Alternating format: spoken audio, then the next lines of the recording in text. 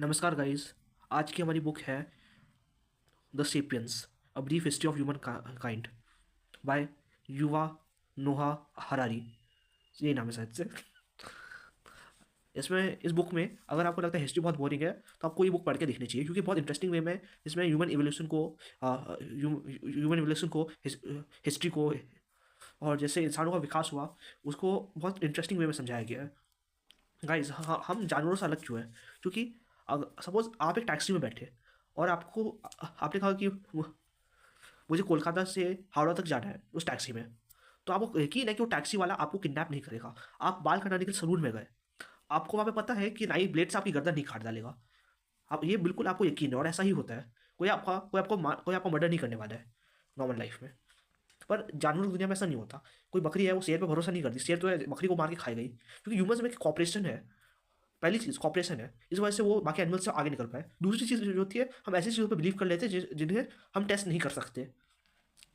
आप कानून में बिलीव करते हो, पर क्या कभी आप लॉ मेकर से या जजेस से मिले हो? नहीं मिले हो, फिर भी आप कानून में बिलीव करते हो। आप गॉड में बिलीव करते हो, कभी आप गॉड से मिले हो? नहीं मिले हो, आप यकीन करते हो। आप गवर्नमेंट में बिलीव करते हो, आपके पास एक नोट है जिसमें महात्मा गांधी का चेहरा बना हुआ है। तो महात्मा गांधी से आप कभी नहीं मिले, जो आरबीआई का गवर्नर है आप उससे कभी नहीं मिले, पर आप इन चीज़ों पर बिलीव करते हो। दो दो चीज़ें, कॉपरेशन और इमेजिनेशन, ये जो दो चीज़ें हम ह्यूमंस को ह्यूमंस बनाती है, दूसरे जानवरों से अलग बनाती है। कि इमेजिनेशन के बेसिस पे हमने बहुत सारे इन्वेस्टमेंट कर लिए, कि हमने सैटेलाइट्स बना दिए, रॉकेट्स बना लिए, एरोप्लेन बना लिए।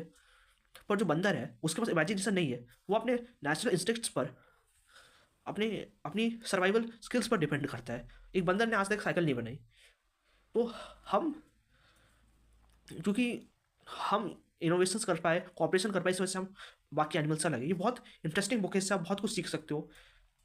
जैसे कि शायद इस बुक में लिखा है या नहीं मुझे नहीं पता, ये कॉन्सेप्ट होता था कि एक्सचेंज, कि कोई भी आपको सामान खरीदना तो आप गोल्ड देकर खरीद सकते हो। पर गोल्ड गोल्ड जो होता है मेटल होता है। अब हर किसी के लिए ये पॉसिबल नहीं था कि गोल्ड कैरी करे। तो एक सिस्टम आया कि पेपर में लिखा रहेगा कि आपका समझो 100 रुपये गोल्ड है, तो 100 रुपये गोल्ड है, तो उस पेपर में लिखा रहेगा और अपना गोल्ड जो आप सरकार के पास जमा करके रखोगे, वो पेपर दिखा के आप अपना गोल्ड एक्सचेंज कर पाओगे।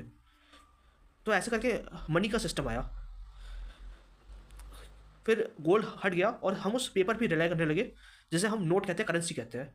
तो बहुत अमेजिंग है ह्यूमन साइकोलॉजी, ह्यूमन एवोल्यूशन को पढ़ना बहुत मज़ेदार है, आप ज़रूर पढ़िएगा। नेक्स्ट बुक के लिए लाइक, सब्सक्राइब और फॉलो कर दीजिए। Bye bye.